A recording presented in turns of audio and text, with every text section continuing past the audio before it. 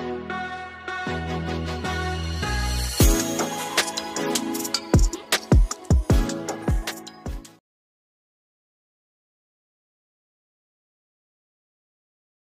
guys! Welcome to my channel. It's me, Norvans again.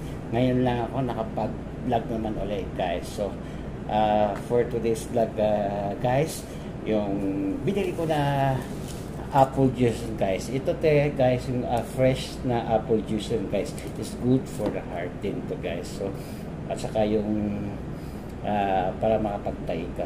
Ganyan to. So anyway guys, meron din akong binili na kunapa. Ito yung kinakain ng mga Saudi dito ang kunapa na tamis sa kanila. So yan guys, itong kunapa guys, yan guys, so napakasarap daw ito, matamis. So ito try ko guys itong kunapa guys. So ngayon na ako kakain nito, ang kunapa nila ganyan guys. So parang pancake pero sarap yung amoy niya guys.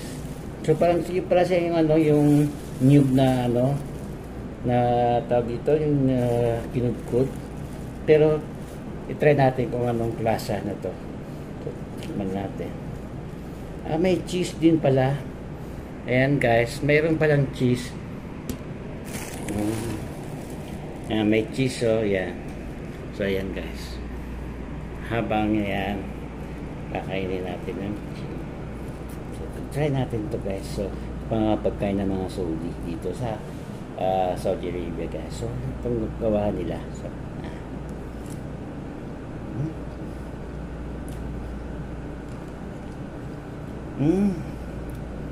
hindi siya masyado matamis na kasi yung asukal nilagay nila yung syrup ng ng honey bee. So, di ba? Parang natural yung yung tamis na guys. So ito naman yung apple juice nila. Kasi ito pinag-mix ko yung green apple saka yung yung green apple na tawag dito, yung ibang kulay-pula. Yan guys. Tapos no sugar.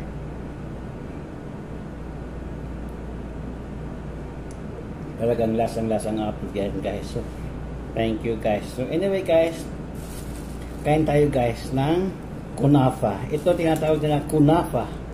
Kunafa versus apple juice. Ayan guys. So, kainin. Ang sarap talaga ni guys. So, kain na kayo guys. So, anyway guys, salamat sa panood nyo sa aking short video guys. Ito ang tinatawag namin na kunafa in Saudi Arabia with apple juice daw para pag pinagsama daw healthy daw. So, anyway, talagang oo naman talaga again.